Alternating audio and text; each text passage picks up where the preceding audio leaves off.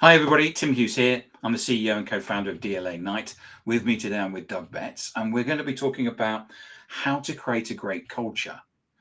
And how do you make sure that you create a company so people don't leave?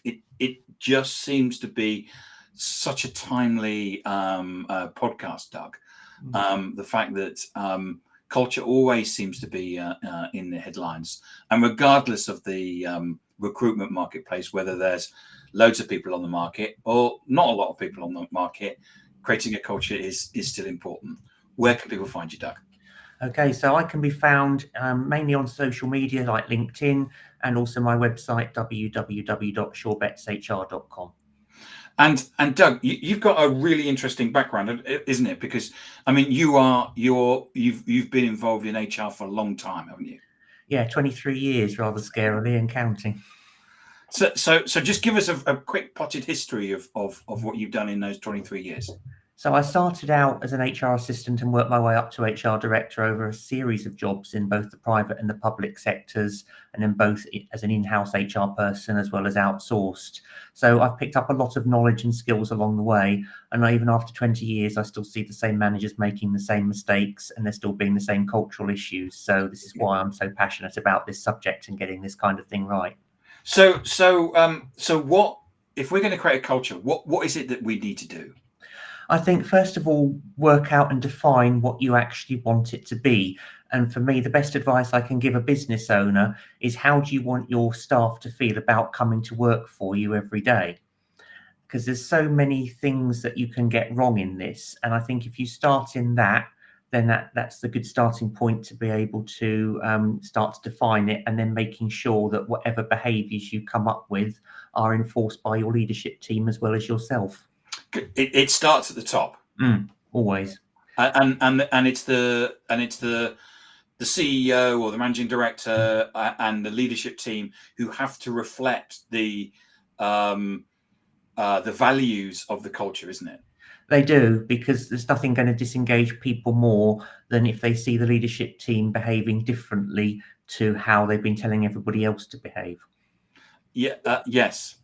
And I always think it's interesting when there's always an announcement. This is where you got to do things, and then people go and do something very differently. I mean, we had it in the government, didn't we? Where we were told to do certain things during COVID, and then other people didn't do what they were told to do.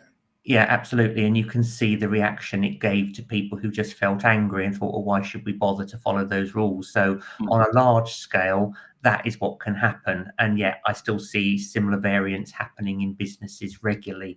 And it still gets me that said, yeah, after all this time, people are still making the same fundamental mistakes, which are really easy to avoid.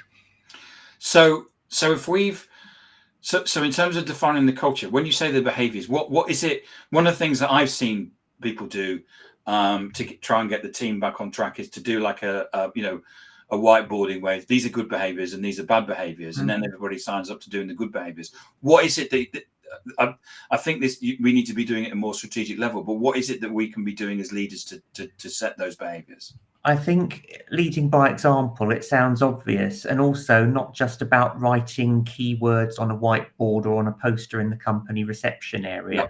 Because I mean, there's so many businesses just have integrity as a value, but they've never defined what it means. And also, why wouldn't you want to have that as a default anyway? This is more about how do you treat your customers, how do you treat your staff, and you shouldn't actually see them as two completely different groups, which so many businesses do as well. So it's really sort of working out, what behavior is acceptable, and also in what kind of circumstances.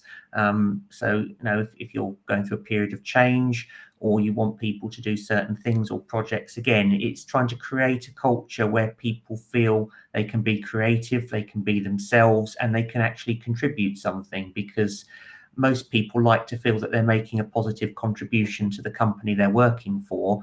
And if you've got a culture where people aren't allowed to speak up, or if they do, they get punished and find themselves in the next restructure, those are the kind of things. So for me, it just goes beyond behaviours as words, but looking at actual actions as well, and consequences. It's a bit like the old saying, isn't it, that the beatings will continue until everybody is happy. Yes, exactly. And it's like, we have ways of making you enjoy yourself at work is the other one, which always gets me. I know I'm nicking this from another one of my fellow HR people who's got a thing about free pizza Fridays, but it's not a substitute to make up for a poor culture just by giving somebody some free food once a week. Yes. Yeah. Yeah. Yeah. And so, I mean, one of the things that we were talking to an organization recently where we basically said, going back to your integrity word, you know, they said they were professional. They described themselves as professional, and we said to them, well, you'd never describe yourself as unprofessional, would you? Yeah. There's kind of like this thing where we feel that we need to add words. Yeah. Where actually I mean, you're never going to say that you're not going to have integrity, are you? Exactly. And you know, what does professional actually mean? It can mean different things to different people. Is it a corporate power dressing business suit, or is it just treating people with respect and dignity? And good point, Doug, because so when we put this together, how do we make sure that we treat people with respect and dignity? I think it's also putting yourself in that person's shoes and having empathy and thinking, how would I like to feel if I was in that situation? And so many managers and leaders in business are nervous of saying and doing the wrong thing. But this is where people like me come along and coach them to make sure that they are comfortable in kind of having those tricky conversations. But yeah, it's how can they put themselves in that person's shoes and make sure that even if you have to deliver a horrible message or have a difficult conversation, that you still do it in a way that isn't going to make them feel, okay, that's it, I'm not being listened to, I'm not being respected. Because I mean, even though you may have the best culture in the world, there are certain things which happen where people end up in the wrong jobs. Yeah. Things don't go well, and they may have to be layoffs. That doesn't mean that those things can't happen, is it? No, definitely not. And I think some of the worst leaders I've known are the ones who shied away from having the difficult conversations because they don't like to appear to be unpopular. And actually, and this is part of a culture as well, a good leader will be respected even if they have to give an unpopular message, so long as they do it in the right way. Yeah. Yes. And sometimes part of leadership is actually saying things which are or having to do things which will be unpopular. Yeah, but if you can see the reasons, and so much of it is good communication as well, and if you have to do things or make difficult decisions, explaining why you're doing it, most people will understand it if you take the time to sell it to them, rather than people thinking, here's a rather arbitrary decision that's come from on high and we don't know why we have to obey it. Yes. So communication is key, is it? Always.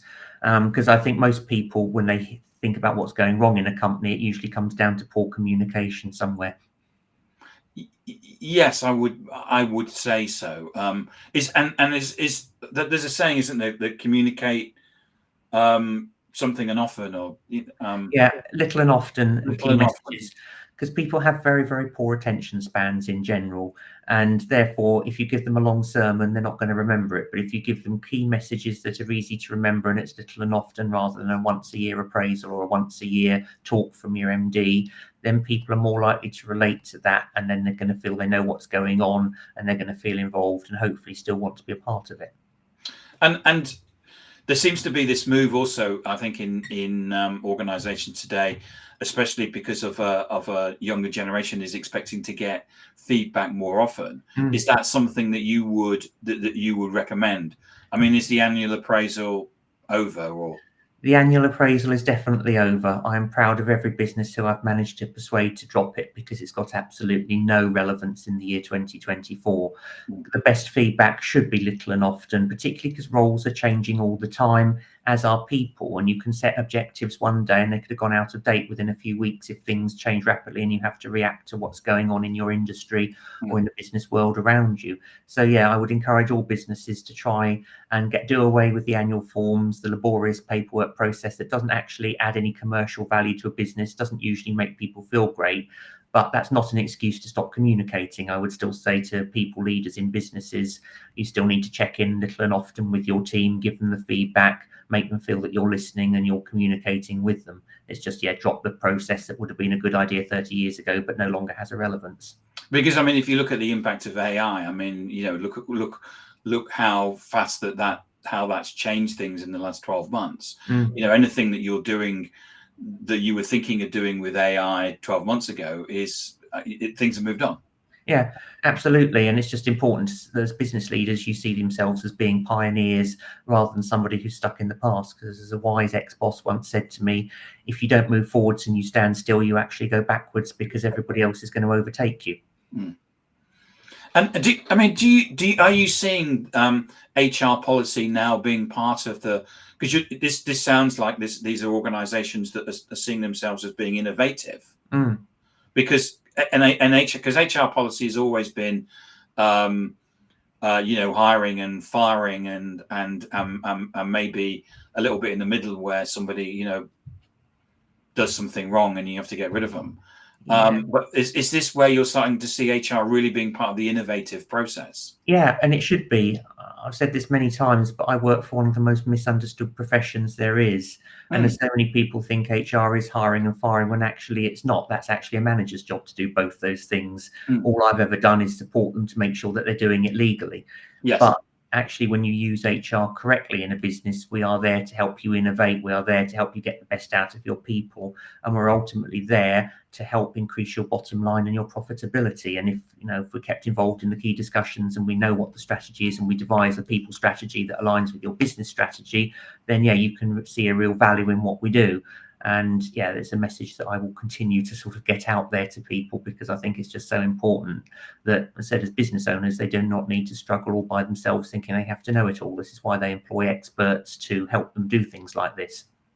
So, one of the things that comes up a lot on the podcast that I do is this term psychological safety. And if we assume that leaders nowadays are going to work and expecting to try and be the best they are, how can we create psychological safety in our workforce?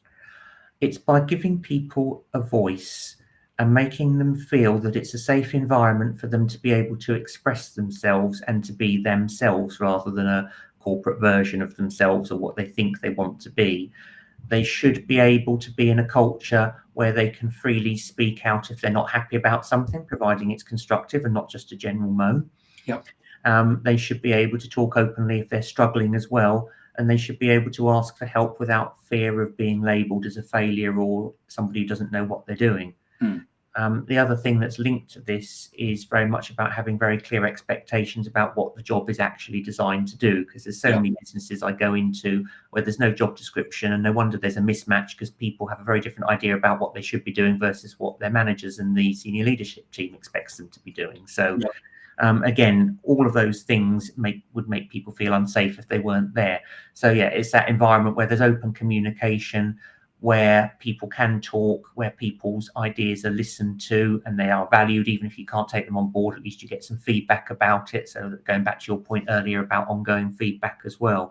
So yeah, so many different things you can do to make somebody feel psychologically safe at work. And I think I think that it's starting to come through because, I've worked in organizations where you weren't allowed to say, if you said the wrong thing, you were, so you didn't say anything. And then people say, so why aren't you saying anything? Because you hit me every time I say something. But I think it is starting to come through where we're starting to see people actually being listened to. Well, I'm starting to see it in organizations, and there's not so much of the top down, this is the way that you have to perform in meetings. And if you say something stupid, then you're stupid, type thing.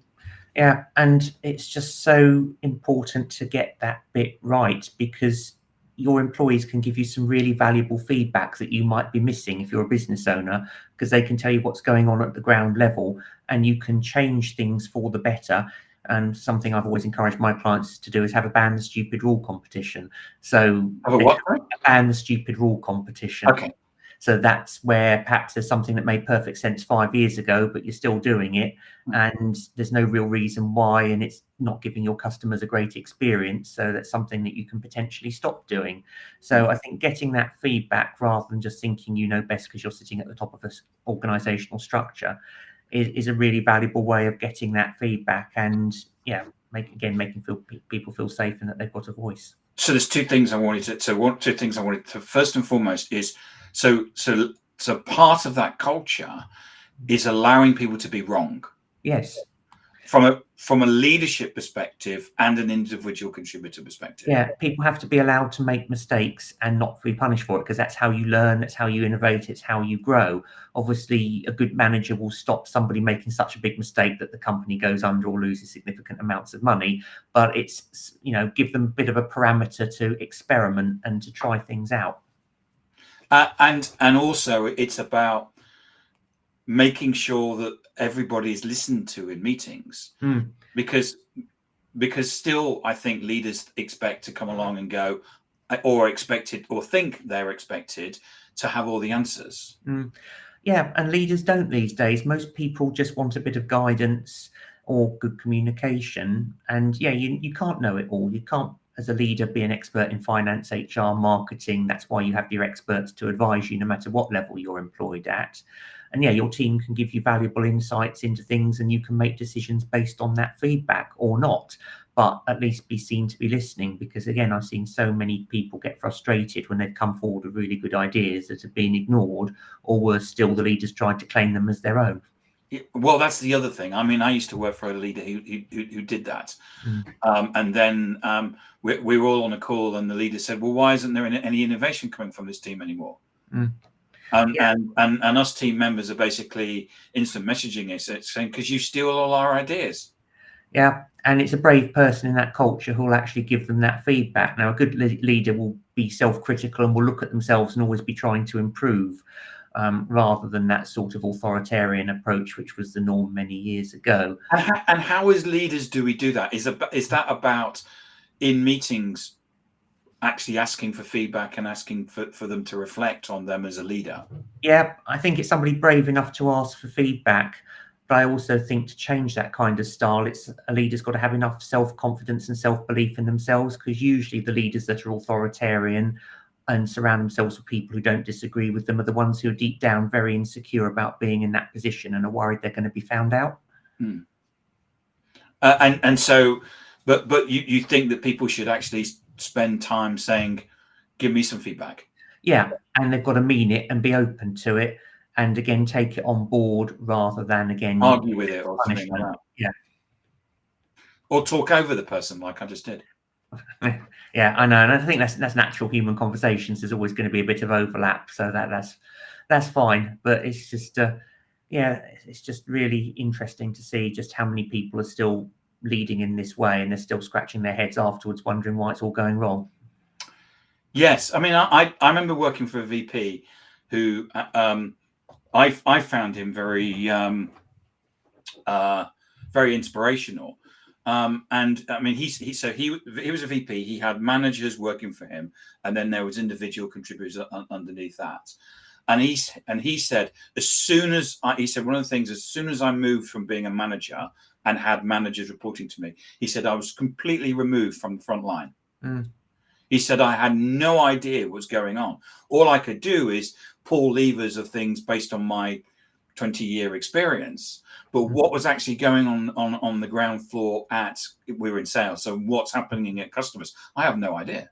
And that often happens, and I've been in the same position myself where I didn't know what was going on 2 levels below me. So you had to do certain things to find out, and then just use my experience to advise when I needed to. But yeah, it's not that leaders should micromanage either, because that's the other extreme where you have people wanting to know the granular detail, which you shouldn't need to. You need to trust your managers until they give you a reason not to.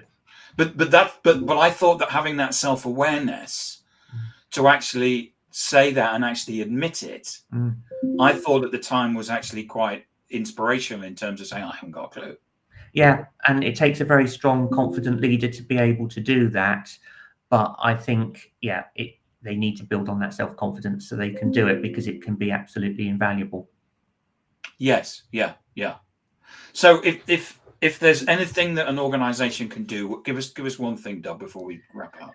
Okay, so trying to bring everything into one sentence, I think communicate really well. Know what you want and set that out as a clear expectation. Technically 2 things, but hopefully that helps. And do it in a timely way. Yeah, definitely. So don't wait for a year to tell somebody at their annual review, you know what you did a year ago? Well, it wasn't very good. Exactly. Do it now. It means a lot more, and they'll respect you more for it. Yes, yeah. Always do always do feedback time there. Yeah, without a doubt. Doug, thanks so much for coming on and talking about that. It's Thanks, been Timothy. Good. for me. I've enjoyed a walkthrough, a talk about culture and some snippets of things that we can do. Where can people find you? So again, go to my website, www.surebetshr.com. There's all my links to my social media on there, and you can also sign up to hear regular updates for me. And I'm about to launch a course for leaders in terms of practical tips to avoid just these kind of scenarios. So again, more information's on the website. I've been to your website, and it's a great resource in terms of what you do and the things that you do and what the experiences that you've got and stuff. And if anybody is interested in HR, it's a great place to go and check out. Yeah. For sure. All right. Thanks very much. Thanks, Doug. I really appreciate it.